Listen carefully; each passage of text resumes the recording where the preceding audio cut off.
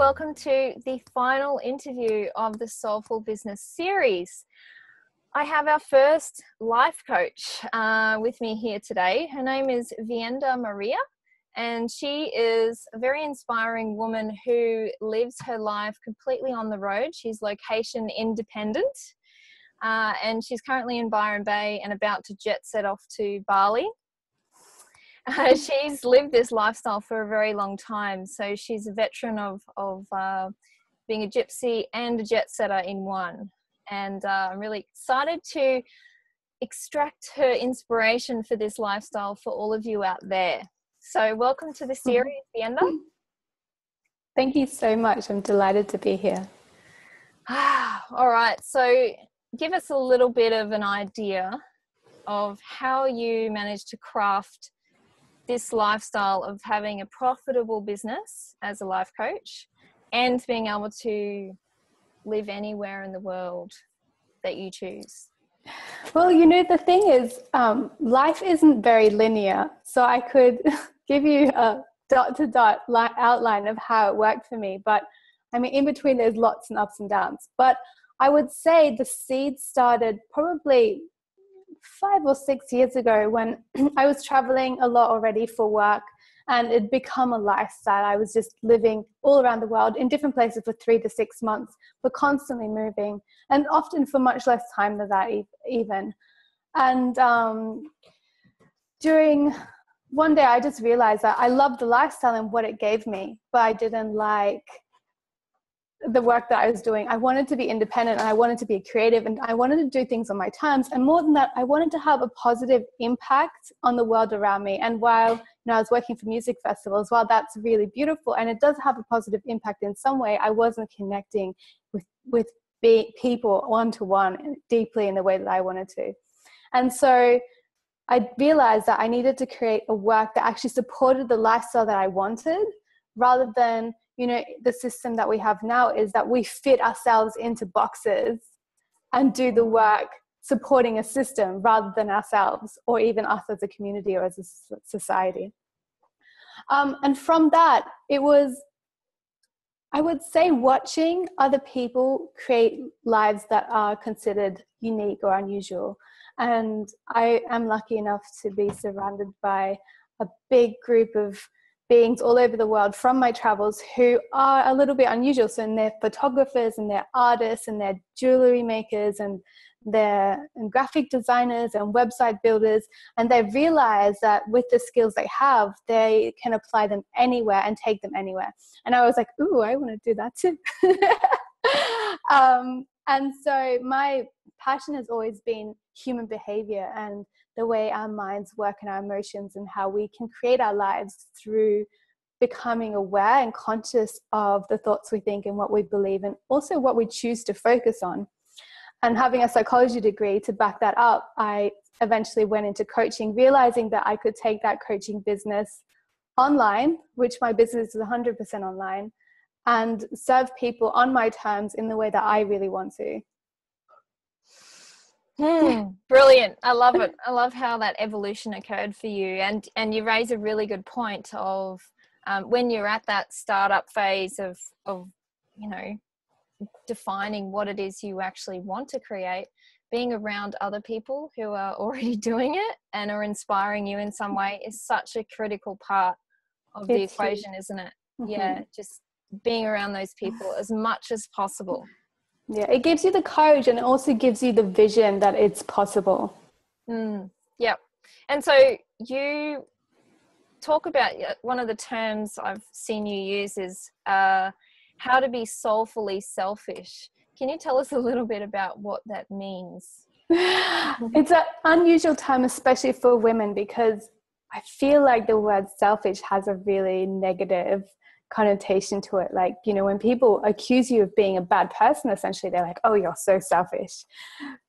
So being soulfully selfish, I think we need to recognize that we are the center of our own universe, and there is no one else that we can serve more than ourselves, and everything starts with ourselves, with us.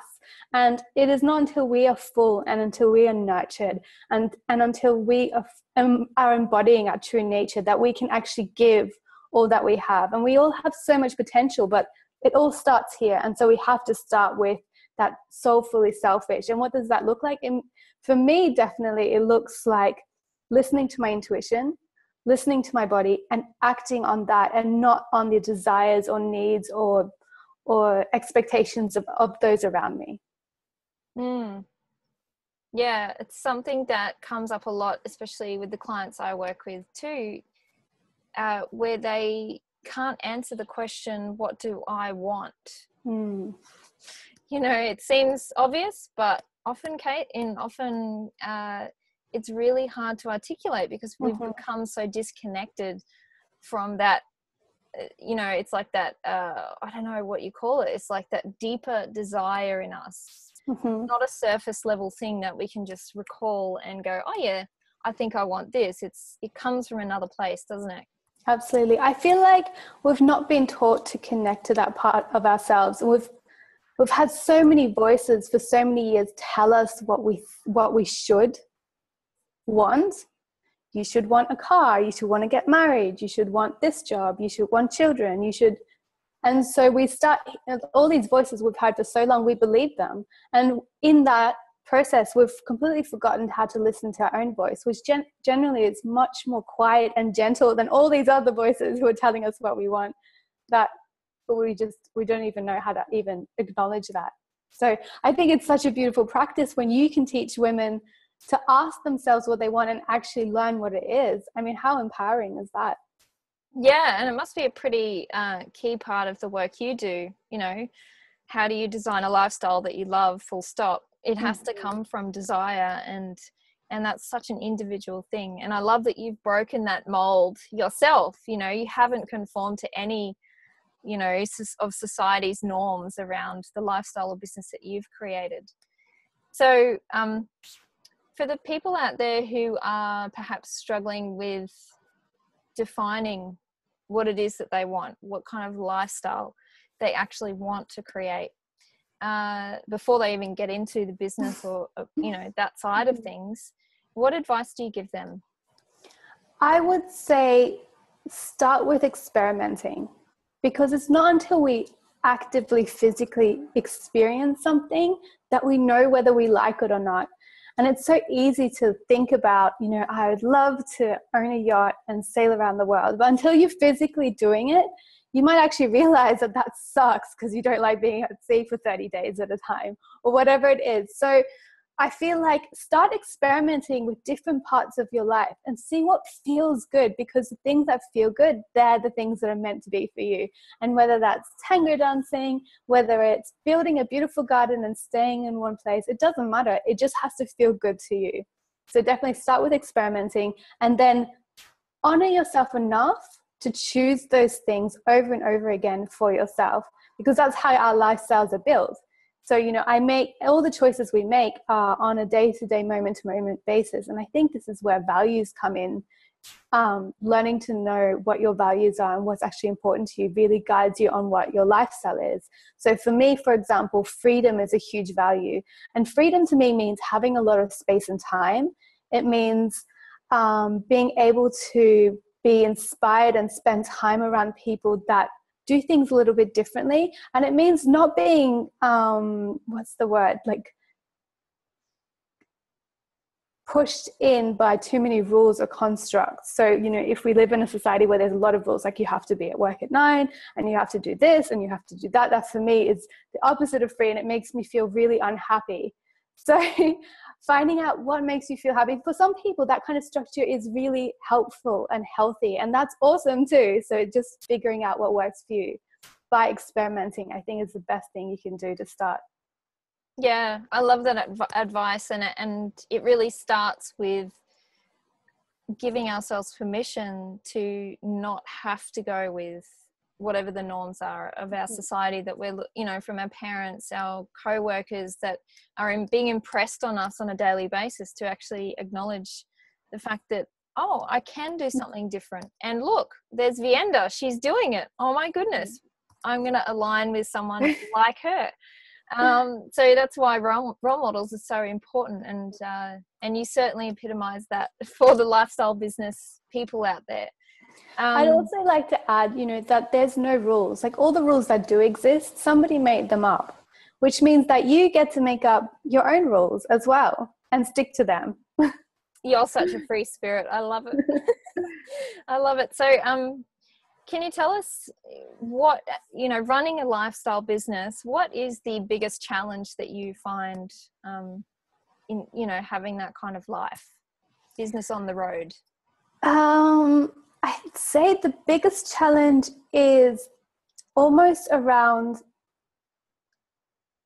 because there's not a lot of role models or leaders to look at, to do things, to see how things would work. It means that you're always kind of living on this leading edge of your own experience. And that can feel a little bit frightening, because you're always trying something that nobody really has tried before, and you're testing your own limits and giving yourself permission to do things and to fail over and over and over again. And so you learn to get really comfortable with that discomfort in a way. And I think that's the most challenging thing. Like, when you have a business, it grows you in so many different ways. I mean, you probably agree that having your own business is like going on the biggest personal development course that never ends ever, because it pushes all your buttons. If you've got money issues, you have to face them if you want to make money. If you've got organizational issues, then you need to face that, because you need to get organized. And you can be free and organized, and finding that balance and finding different ways to do things that work for you. I think that's where the challenge is. It's also where the excitement is. I mean, that's why I do what I do, because I like being challenged that way. I don't want to feel too comfortable, because to me that's boring, and it doesn't help me evolve and grow as a human being, which is really important to me. Yeah, so true. It's like being on that creative, scary edge almost all the time, because you don't know what you're stepping into next. But it's, as you say, it's part of the fun. So it's interesting that, your biggest challenge is also what you love. Yeah. About your life. So something we were discussing earlier around the importance of, you say women in particular, and certainly from my perspective, like, conscious people who are making good choices in the world for our planet and other human beings. It's important for them to become wealthy, or to have money, and there's a lot of resistance around this concept amongst those people that I've encountered, because for so many reasons that I won't go into. But I was just wondering what your take is on that. As I was saying earlier, I'm so fascinated by this topic at the moment, because I've come to realize that, a lot of the women who go into business, especially when they're at the beginning, one of the biggest things they have to face is learning to value themselves in monetary terms. And I say women because just through conditioning and social learning, men have learned how to value themselves in monetary terms much more than women have. And in a traditional sense, the man made the money and the woman would nurture, and they would share the money he made, and they would share the nurture she creates, and there would be an equilibrium there. But women would never have to say, my nurturing, my skills is valued at X amount of dollars or whatever. Whereas men are like, my ability to go to the office and shuffle these papers is worth X amount of money, right? They could say that without batting an eyelash, and we're like, oh, really? And so I've come to realize that when we're facing these kinds of things, it's so important for women to start learning to unblock that stuff, to value themselves, and start making a lot of money, because they have that nurturing instinct. They generally, especially conscious women, especially women who are wanting to create a business that makes a positive impact on the world, they're the ones who should be making a lot of money, because they're the ones who can make incredible positive choices that are made through money in the world that transform this place into a better place. And I'm so passionate about this at the moment, because I'm like, okay, men are wonderful. I love them. Nothing against them. But it's just women have a lack in that area where we need to grow and learn and expand and really take responsibility for ourselves and our planet's future by making good choices with the money that we can make and learning to make that money by valuing ourselves. I just want to breathe that all in, because I just love that you are speaking to something that I feel so strongly as well. And yeah, it's interesting because it's like women especially are having to, and even some men, you know, having to actually quantify or put value on some things that were previously not even, you know, considered part of our economy. Like, for example, coaching is a big one. How do you put a monetary value on that? And so it's like we're really leading the way in that realm and starting to redefine what money actually means to us. Absolutely. Because if we're putting a price tag on something that was never valued in those terms before, we're rewriting that story, aren't we? Absolutely. And it's so important to see what money is, which is a form of, it's an energy of how we exchange energy. Essentially, like, I give my time, you give me money, I give my money to them and they give my this, you know, it's an exchange system which works really well. Like, money's a good thing. We need to stop thinking that it's not. And also to recognize our roles. Like, I sometimes like to use the village analogy. And in a village, we always have a sage or a wise person that you would go and talk to about your issues and your problems and things. And we don't have that anymore. So I feel like this is where life coaches and people who have some wisdom to share come into play, because then now we suddenly have this support system again that we've been missing for quite a long time, where we can talk to someone about what we're going through and see a bigger picture and see that there's different ways to go about it and grow our psyche in that process. Absolutely. It's really, really exciting times, isn't it, for us as entrepreneurs to lead the way with this new story.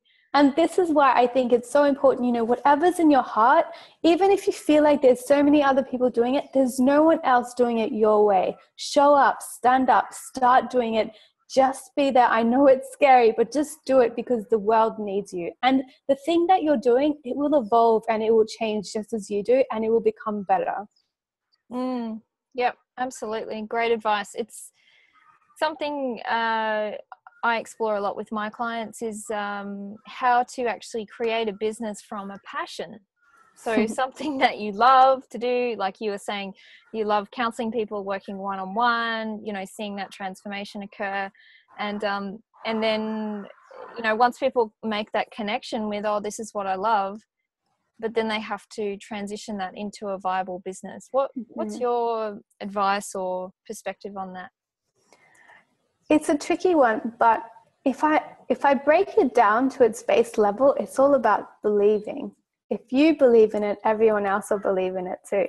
So just decide that you're going to back yourself 110% and believe in you and what you have to offer. Because, you know, people will often make the argument, well, they don't need that. But if we look into the world, we probably don't need about 97% of the stuff that's going on. If we want to go really base level, all we need is shelter and food. But like, look at us, we go and buy organic, beautiful produce with beautiful packaging. And there's so many things that we enjoy because of the sensual experience or the interactions and all of that. You know, we can't use the excuse that we don't need it. In this day and age and in this world, it's, you know, if we believe in this and if it evokes the kind of emotion or experience that is going to fulfill us, then it's so worth it. So just believe in yourself. And like, that's easy and hard at the same time. Yeah, absolutely. So tell us about when you first started out as a life coach a couple of years ago. What was that journey like for you, believing in yourself and setting up your business and seeing what happens, or how did it unfold? It was such an intense time, especially at the beginning. So, you know, at the very beginning, I just had a few clients and it felt like I was never going to make it. It felt almost like a struggle. And while I sat back and allowed it, I also felt like this push inside my heart, like, and part of it is also that fear of failure, as well as fear of success and all of these emotions. And learning to believe in myself was definitely a huge part of it. And at the time, I was doing a little bit of freelance work on the side to help the income side of things to keep going, because I wasn't making enough in my business to support myself wholly. And I remember getting to this point where I knew I had to make a decision, which was to either let this dream go or back myself wholly, even though in my horizons, I could not see how it would work out, and I could not see where the clients were going to come from that I needed to support me. And it all happened within a week. I remember I just made a decision. I was like, I have to decide. I'm just going to take the leap. And even though it's fucking scary and I don't have enough money and I don't have the support system that I think I need and all of the other stuff, I'm just going to do it. I'm going to back myself and fully stand in my business and act like a pro, even though I don't feel like one, and start showing up like a pro in my social media and the way I interact with people. And I remember I really intuitively changed my branding and all this stuff happened. And within a week of making that decision and that transition, I was fully booked. And I still don't understand how it happened. All I can say is that it was because I fully backed myself, even though I was scared to death. Wow, that is a brilliant story, because it's something that I've seen over and over in my own business and in my clients' businesses, especially at that startup phase. I agree. There's it's like something clicks into place. Like you click into alignment, and then everything just flows, and it can happen very rapidly, and it almost seems magical. I can only describe it as magic, because I can't explain, you can't actually connect the dots as to how it happens. But it just does. And so I guess my take on it is, working very much on a soul level with people, it's like your soul comes on board, and all of a sudden you actually have all this additional energy and additional support that you didn't have before. And part of it is belief in yourself and really committing, and part of it is actually finding that thing that lights you up. And maybe also recognizing that we're magnetic beings, and we will magnetize what we need to us if we trust and stand in that place. Because when we're sort of like I was dibble dabbling, halfway in and halfway out, because I didn't fully trust, I couldn't receive what I needed to allow myself to step into it fully. I had to take that step first in order for it to come. Yeah, that's really important, because there's quite a lot of people I've encountered out like that, who are kind of only half investing in their business, and they've got a job on the side, or they've got some other form of income coming in, but they're really not committing 100% to making their business a success. And then they kind of, and I've been there too, me too. Like that, we all had to discover that on our own. But, just to really highlight that point, that when you do fully commit, all this stuff happens. Every opportunities come past, you meet the right people at the right time, and, just works, doesn't it? Yeah, absolutely. So, can you tell us, is there a really sort of prominent success story from some of the clients that you've had who've kind of really turned their life around and created something that they love, whether it's a business or a lifestyle or something significant that shifted for them? I've noticed there's a pattern that happens with, I work mostly with women. I have only had a few very courageous male clients, and I always find it amazing when they find me. I'm like, what are you doing here? That's cool. And three things happen. One is they quit their job and they start a new job or create a business.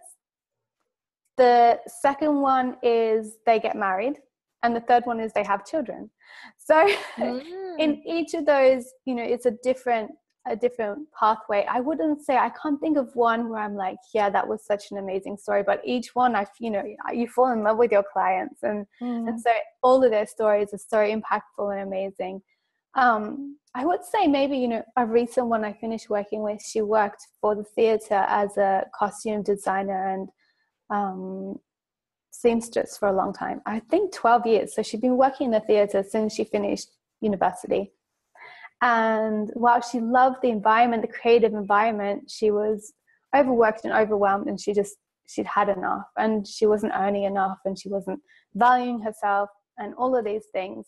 And after working together for 3 months, she changed things around so completely that she actually got a job with this amazing online company who, I can't remember the name of them, but essentially what they do is people fill out forms, and then they like style you, or there's almost like shop for you, and then they send you like a parcel of all these clothes that they've styled for you based on your personality and the things that you like.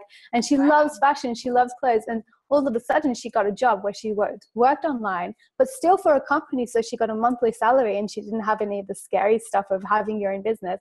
She still worked in fashion with costume and clothes, and she could travel and like do anything with her life that she wanted to. And the mindset that it took for her to go from where she was to where she is now was huge. But 3 months went by so fast, it was incredible. Actually, you raise a good point around the time frame that you work with people. You know, like it's not just a one-off session, is it? No. So can you just explain that a bit further? Like you're on a journey with them. How long does it normally take to make a major transition like that in lifestyle or business? I would say 3 to 6 months. It depends on the person. It depends on their personality. Like some people, they're already on the edge when they start working with you, and they're ready to go, and they just need that support and a little bit of guidance and you know, someone to create some structure around the journey they're on. Because when you do it on your own, sometimes you feel like you're just flailing wildly. Yeah. And so, you know, I would say about half of them, it takes them 3 months to make that huge step. And that's weekly or fortnightly calls, depending on the program they're in, or sometimes 6 months. Some people like to work for a longer period of time and more slowly. And it's, you know, everyone has their own style, and it's so important to honor where you're at and who you are. Definitely. So what advice would you give someone who's perhaps entertaining the idea of becoming a life coach, hasn't actually done it before, but is quite interested in building a business around that? I would say start off by practicing on your friends. Cool. And if you're a natural life coach, you probably have been doing that for a while already, and they're really annoyed with you. So that's probably a good sign that it's something that you might be really good at. I think practicing is a good start. And I feel like getting to learn what kind of information is valuable that can actually help people is a really good step in the right direction. So, you know, something that I noticed that really helps my clients is when I share personal stories that have a beginning, middle, and end with an outcome. So they have something kind of tangible to grasp onto in terms of ideas and thoughts and how different things can work. And I noticed that the most valuable information I can share is different examples on how things can work, because when we have those examples, they're like tangible ideas of creating our own steps towards doing things. And the reason I say more than one example is because there is no one right way, and we all have to figure out what works the best for us. But when we have several examples on different things, then it's easier to make a decision like, hey, that worked for them, and that actually looks like something I could do or I might enjoy. I remember my first coaching call when I started my business. I was terrified, and it was on Skype. And I was working for free at the time, so pro bono, just to practice. And what I did was I put out a Facebook post. I didn't have a business or a Facebook page for my business or anything then. I just said, hey, you know, I'm going to become a coach. And I was like, oh, whatever. But I'm going to become a coach. And I've got 10 free sessions to give away because I need to do this as part of my practice. And I said that as much as I'd love to do my sessions on my friends, I would really like it if my friends would give these sessions out to their friends, to people that I don't know. So I'm working with people I've not met before, because when you know the intimate stories of your friends, you share your wisdom in a different way than you do with someone you haven't met before. Yeah. And right there, I mean, you will know, because something will click. It will just fill you up and brighten you up and just feel so good the way that you share with those people, and you'll know that this is the right way for you to go ahead. Excellent advice, that one. don't necessarily start working with friends straight away, just to really get a feel for the real world value of your work. Yeah, so how do you find, you know, as a life coach, you really do need a niche, don't you? You know, you've got to find your groove within that very broad umbrella term. So how did you find your niche?